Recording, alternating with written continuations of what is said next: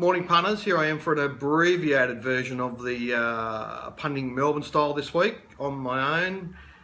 Given the large amount of meetings this time of year over the last 10 days or so, it's been an effort to catch up with all the review work involved, and that meant I couldn't catch up with any of the boys this week. And just on that issue, I really want to thank those boys for their time, DK and Ralphie, Trev, Mickey McGuan, all those guys that have come on the show at one time or another, and that they do it voluntarily and they do it out of the love of the game, and it's much appreciated. So a big thank you to those guys. I just thought we'd start with the Moonee Valley track. I just want to give a thumbs up to the track staff there. That track played very consistently over 2 days. Now, sure, there was an advantage being in lanes 1 and 2, with the track racing pretty quick, but that's to be expected, and it's really a return to the Moonee Valley of old, the Moonee Valley of the 90s. For a lot of years since they've had the Strath there, lane 1 in particular, when they go into the true, and also lane 2 has been somewhat compromised, and it's sort of helped there be a run on pattern usually in those positions, but they've sort of straightened it out, and it's very even across at the moment. And the track there will vary, but I think we might be having a return to the Moonee Valley of the 90s, which I think is probably a good thing. And in reality, over the 18 races, I think by and large it was biased towards talent and horses that were ridden efficiently. And on Saturday in particular, if you wanted to know where the horses that were being ridden efficiently were, you looked for Blake Shin. Whether he was leading, middle of the pack or back, he was in the right spots, and he got everything out of his rides on Saturday. Blake can be a bit up and down, but when he's in that mood, he is peerless. He rode with electricity there on Saturday. His effort to get Blondie out of the gates like that is something only he could have done. His ride on Louboutin was just outstanding, and only bettered by his ride on Humidor, which was a thing of beauty. And what you had there now, in some respects, it was a ride that almost deserved to win the race. And you got Blake there riding in extraordinary form, and Huey, who in a lot of respects has ridden himself out of form. Now, he did nothing wrong at all on Winks. She's a great mare, and he took no chances, and in the end he got the job done. But an extraordinary ride from Blake almost pulled off what would have been one of the great upsets of Australian racing. So it made for a very exciting race, and well done to all concerned there. Now on Friday night there was probably a bit more of an on-pace bias, and I think that's an awful lot to do with after sunset, when the dark sets in, there are parts of the track where horses just don't want to improve. So I think that fed into that pattern as well. I don't think it was anything to do with the surface. And on Saturday, again, if the ride on pace has got control of the tempo and handled it well, they were extremely hard to beat. But you could win from all sorts of other areas. So I think that we have to give the track team there, Marty, Sam and Tony, a real thumbs up. I think well done to all of those guys. I just also wanted to touch on the Vega Magic Haydock race on Friday night. I've seen a lot of carry on social media and that sort of thing. Look, I think that the problem is a lot of people assess that race as if it was at Caulfield or Randwick or another track like that, where you're talking about one turn for a 1200 metre race and a 750 metre run to the first turn. At Moonee Valley there are 2 turns, and the first of them comes up very quickly after about 250 metres. And when you assess the first 200 metre speed of all those runners, it seemed to me to be fairly likely that one of the horses in the outside half of the draw would cross Vega Magic. Now, pinpointing exactly which horse that was going to be was not easy, but it did seem reasonably likely that one of those horses from the outside half of the draw would cross. And I would say to people that are getting really carried away with the interference that occurred there on the first turn, they should go and pick 10 races at 10 1200 metre Moonee Valley races at random and watch them, and they'll find that sort of thing happens very regularly at Moonee Valley.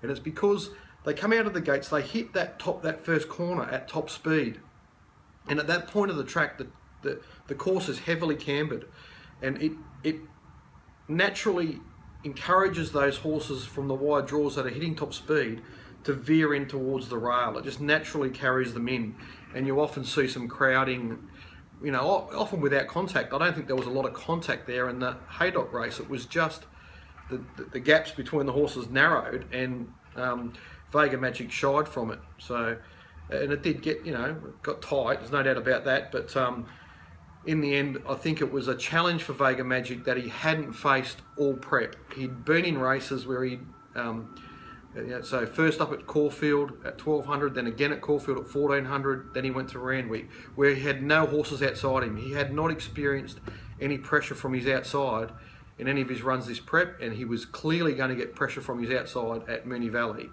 and he really wasn't up to the task. So I think he was assessed too short in the circumstances. That's my opinion.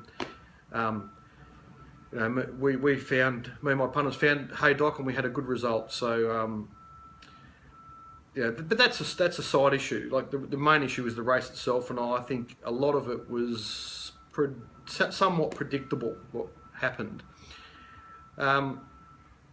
While we're talking about riding and that sort of thing, I suppose it's worth talking about the D. Oliver things. I had the pleasure on Sunday of catching up with Michael Thomas, who's the owner of Happy Clapper, and we had a good chat about the whole thing, so some of which I can discuss, some I can't. But look, it was just a really interesting situation where I think if Happy Clapper had have jumped cleaner, Damien would have gone forward, but he sort of didn't.